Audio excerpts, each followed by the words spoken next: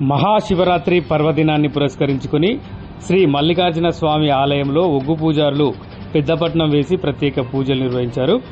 వరంగల్ జిల్లా వర్ధన్నపేట నియోజకవర్గం ఐనవోలు మండల కేంద్రంలోని బ్రహ్మరాంబిక మల్లికార్జున స్వామి ఆలయ మండపంలో పెద్దపట్నం తొక్కడానికి భక్తులు భారీగా పోటెత్తారు.